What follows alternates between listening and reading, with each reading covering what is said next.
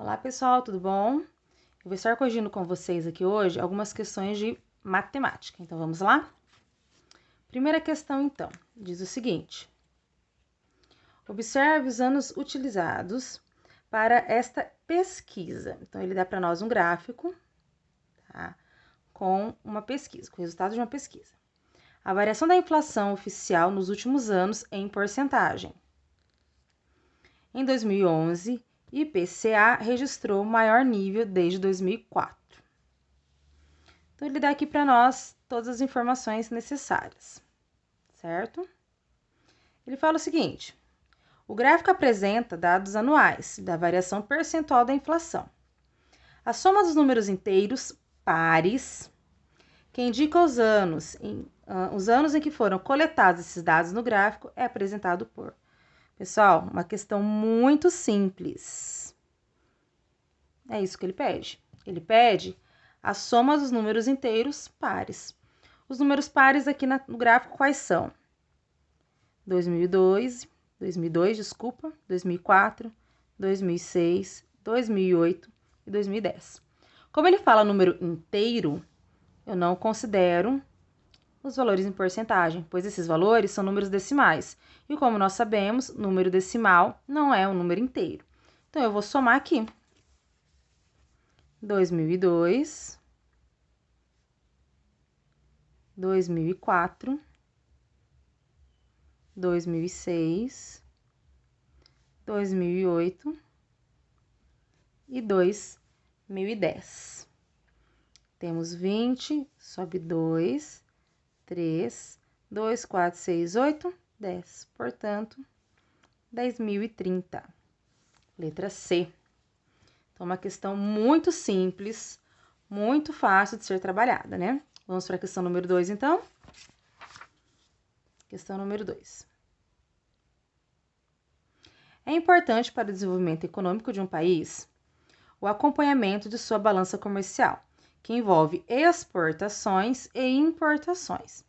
As exportações correspondem ao dinheiro que entra no país, portanto, é valor positivo.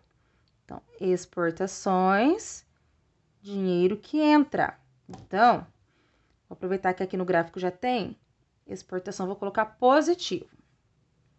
E as importações dizem respeito ao dinheiro que sai do país para pagar as compras em países do exterior. Então, importações, dinheiro que sai. Se é um dinheiro que sai, ele é negativo.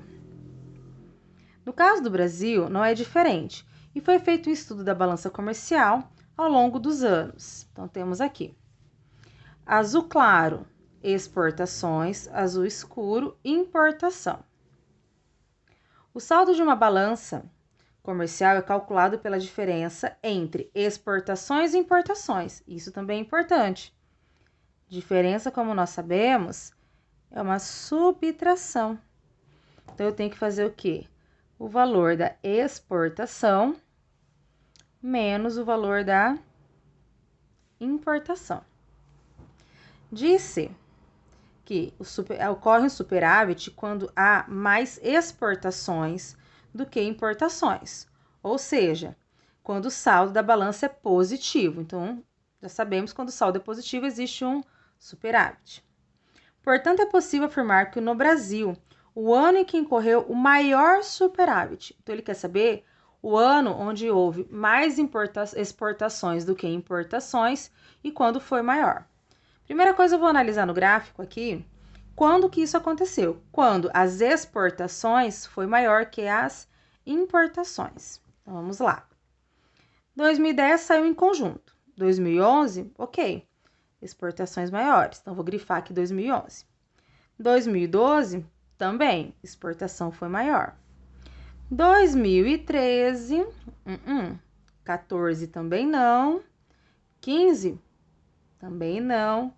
16, opa, 16 interessa. 17 já subiu, 18 e 19. Então, temos aqui. A pergunta é, quando houve o maior superávit? Vou começar por 2011, tá? 16, aqui é aproximadamente 17. Então, em 2011, essa diferença aqui foi de 1. 2012, 18 menos 16, essa diferença aqui, então, foi de 2. 2016, temos 10 e 13, essa diferença aqui foi de 3. 2017, as importações foram 11 e as exportações foram 15. Então, essa diferença aqui, 4 positivo. 2018, tenho 14 e 17. 17 menos 14, 3. 2019, eu tenho 13 para 16. 16 menos 13, 3. Então, o ano em que houve maior superávit foi em 2017, onde a diferença aqui de exportações e importações foi de 4. Portanto, letra C, né? Então, informações que tem gráfico sempre é bom ficar muito atento ao enunciado. Podem perceber que eu sempre grifo as informações importantes. 3. Uma expedição de arqueólogos estava adentrando a uma pirâmide pelo templo quando se deparou com muitas escadas e câmeras secretas. Algumas das escadas estão retratadas na imagem. Então, nós temos aqui porta 50 metros de altura, câmara do faraó 47 metros de altura, câmara funerária 45 metros de altura, galeria de ventilação 30 metros, galeria grande 30 metros de altura também, entrada 10 metros de altura, corredor ascendente 15 metros, templo 0, né, que é a nossa entrada aqui, câmara da rainha 25 metros de altura, câmeras abandonadas menos 30 metros de altura, ou seja, 30 metros de profundidade, né, podemos interpretar aqui. O caminho eles percorreram lá dentro e foi. Desceram 8 andares de escada, portanto, menos 8. O que me indica que foi menos 8? A palavra desceram. Subiram 4 lances de escada, mais 4, porque subiram. Subiram 3 lances, então, mais 3. E desceram 1 lance de escada. Com todo esse trajeto, então, vamos lá. Devo 8, paguei 4, estou com 4 negativo. Devo 4, paguei 3, fico devendo 1. Estou devendo 1, estou devendo 1, fico devendo 2. Outro modo é: devo 1, devo 8, devo 9. Tenho 4, tenho 3, tenho 7. Devo 9, paguei 7, fico devendo apenas 2. Sabendo que cada lance de escada tem 15 metros, o lugar que os arqueólogos estavam quando terminaram esse percurso em relação à referência do templo é: cada escada 15 metros, então esse valor vezes 15. Sinais diferentes, negativo. 2 vezes 15, 30. Eles estavam a 30 metros negativo de altura, ou seja, 30 metros de profundidade. Bom, não preciso nem subir aqui um pouquinho a imagem para vocês poderem identificar. Já temos aqui. Eles estavam nas câmaras abandonadas. Portanto, letra C. Mais uma questão? Questão número 4. Em uma fábrica de aparelhos celulares, após a confecção e embalagem, eles são organizados em caixas para transporte até os locais de venda. Para uma determinada loja, estava previsto o envio de 25 aparelhos. Então, ó, previsto. Se chegou aos 25, ainda não sabemos. No entanto, durante a inspeção foi encontrado um problema e 4 desses aparelhos não puderam ser entregues. Então, 4 não puderam ser entregues.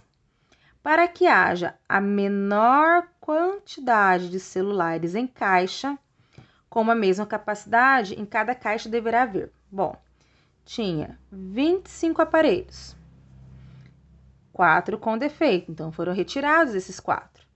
Fica 21, certo? 21 não é divisível por 2, então já descarta a opção de 2 celulares. 21 é divisível por 3. Se tiver 3 celulares, eu terei 7 caixas. 21 não é divisível por 5. Se tiver 7 celulares, eu terei 3 caixas. 3 vezes 7, 21. 7 vezes 3, 21. A pergunta é: a menor quantidade de celulares em caixa, portanto, 3 celulares. Eu terei 3 celulares em cada caixa para 7 caixas. Bem tranquilo, uma questão muito fácil, né? Questão número 5, mais fácil que a 4. Um número é divisível por outro quando o resto da divisão entre os dois números é igual a zero. Sabendo essa informação, é correto afirmar que o número 3.430 é divisível por... Então, vamos lá. Por 3, vamos verificar. 3 mais 4 mais 3 mais 0. 3 mais 4, 7. 7 mais 3, 10. A soma é 10, portanto, não é divisível por 3. 4. Bom, o final aqui é 3.430. Final 30. 30 não é divisível por 4. Ele não está na tabuada do 4, portanto, não é. Por 7. 7, como nós sabemos, existe critério de divisibilidade. Eu gosto de fazer a divisão por 7. 7 é um dos números que eu quase não uso o critério. Eu vou mais na divisão. Então, vamos na divisão. 34 por 7, nós temos aí 4. 4 vezes 7, 28. Para 34, 6. Abaixo 3.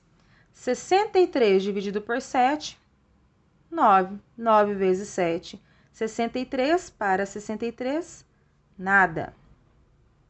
Abaixo 0. Então, 0 na chave. 490, não teve resto, portanto, é divisível por 7. Nem preciso verificar o 8, tá? Mas, para nós lembrarmos, vamos verificar. 3.430. Eu vou olhar 430. 430 dividido por 8. Para quem lembra o critério, para quem não lembra, vamos relembrar, então. Os 3 últimos algarismos, então, o número que forma com os 3 últimos, unidade, dezena e centena. Se for divisível por 8, este número é divisível por 8, o número todo. 43 por 8, quanto que é? Isso mesmo, 5, sobra 3. 30 por 8, quanto? Não é 4, isso mesmo, 3. 3 vezes 8, 24, e sobra 6. Então, não é divisível por 8. Tá? Então, no caso, somente o 7. E por último, para encerrarmos, o exercício 6. 6 também é bem tranquilinho. Ele fala o seguinte: observe os valores no gráfico. De rosa, eu tenho temperatura máxima. De azul escuro aqui, eu tenho temperatura mínima. O eixo horizontal do gráfico apresenta os índices dos 12 meses do ano. E o eixo vertical representa as temperaturas em graus Celsius. Então, aqui eu tenho os meses e a temperatura.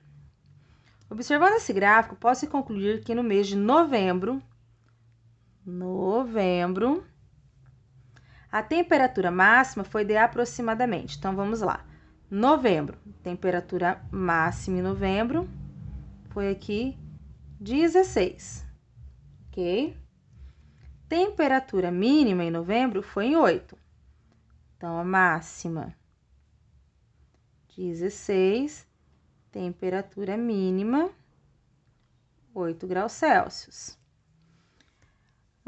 Podemos concluir que o triplo da temperatura mínima? Não. 3 vezes 8, 24. O dobro da temperatura mínima? Ok. 2 vezes 8, 16. Pronto, já localizamos a resposta correta. Tá? Espero que vocês tenham entendido tudo. Bons estudos e qualquer dúvida, deixe nos comentários.